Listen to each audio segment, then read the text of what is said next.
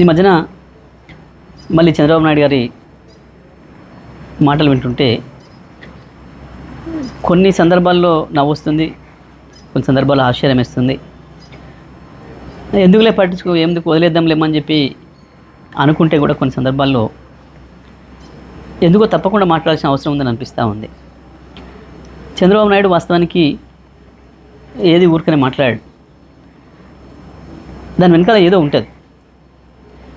తెలంగాణకు సంబంధించి, హైదరాబాద్ అభివృద్ధికి సంబంధించి చంద్రబాబు మాట్లాడే మాటలు చాలా హాస్యాస్పదంగా ఉంటాయి.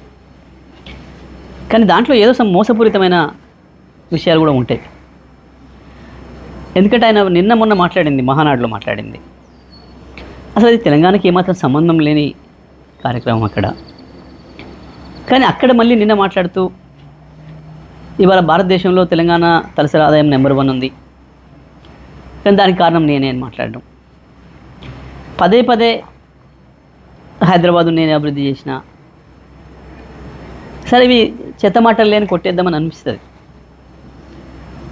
కానీ ఒక అబద్ధాన్ని 100 సార్లు చెప్తే నిజమని నమ్ముతారు అని ఏదైతే మనం గోబెల్స్ సిద్ధాంతం గురించి మాట్లాడుకుంటున్నామో, గోబెల్స్ కూడా సిగ్గుపడే పద్ధతిలో ఉంటాయి చంద్రబాబు నాయుడు గారి పనులు, మాటలు. వాస్తవానికి చంద్రబాబు నాయుడు గారు సమైక్య ఆంధ్రప్రదేశ్లో పరిపాలన చేసిండ్రు. వారు మొత్తం కలిపి చేసింది 9 సంవత్సరాలు. 2004తోనే చంద్రబాబు నాయుడు గారి చరిత్ర ముగిసిపోయింది. సరే, వారంటే సీనియర్ నాయకుడిగా గౌరవం ఉంటుంది, అది వేరే విషయం. కానీ మాట్లాడే మాటలు విన్నప్పుడు మాత్రం చాలా చిరెత్తుకొస్తుంది. తెలంగాణ వాదులు వాళ్ళదైన పద్ధతుల్లో వాళ్ళు స్పందిస్తున్నారు సోషల్ మీడియాలో. మిత్రులు, నిజమే, కొన్నిసార్లు వాళ్ళు పెడుతున్న పదాలు, వాళ్ళు వాడుతున్న పదాలు చూస్తే కూడా కొంచెం బాధ అనిపిస్తుంది. అంత హార్ష్గా ఎందుకు మాట్లాడుతున్నారు మా వాళ్ళు అని. కానీ మీలాంటి వాళ్ళకు అదే సరైందేమో అనే భావన వచ్చేటట్లు ఉంది మీ ప్రవర్తన.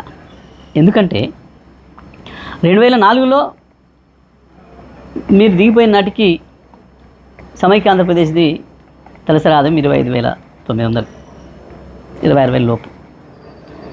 ఇక ఆ తర్వాత మీకు పరిపాలన సంబంధం లేదు.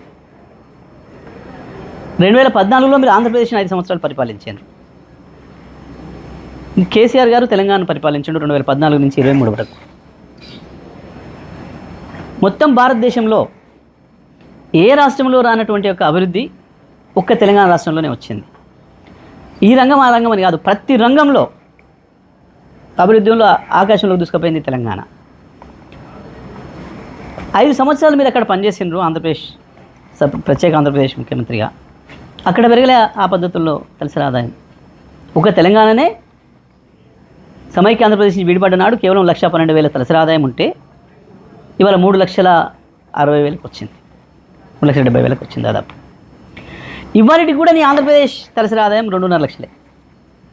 చంద్రబాబు నాయుడు గారు దీనికి సమాధానం చెప్పాలి. మీరు నిజంగా మీ పరిపాలన అంత గొప్పదే అయితే ఎందుకు మీరు ప్రత్యేకంగా పరిపాలించిన ఆంధ్రప్రదేశ్లో తలసరి ఆదాయాన్ని అభివృద్ధి చేయలేకపోయారు? ఆంధ్రప్రదేశ్ మీద మీకు ప్రేమ లేకనా? ఎందుకు లేదు 4 రోజులు ఉండి వాడుకొని పారేసే రాష్ట్రం కదా, మళ్ళీ ఎట్లాగా హైదరాబాద్లోనే వచ్చి డెవలప్ అయ్యేది, హైదరాబాద్లో కదా ఉండేది అన్న భావనతోనే ఏమనుకోవాలి మిమ్మల్ని? భారతదేశంలో మిగతా ఏ రాష్ట్రంలో కూడా మోడీ గారి డబుల్ ఇంజన్ రాష్ట్రాలు 25 ఏళ్ళుగా మోడీ గారి పరిపాలనలో ఉన్న గుజరాత్తో సహా ఉత్తరప్రదేశ్, మధ్యప్రదేశ్, రాజస్థాన్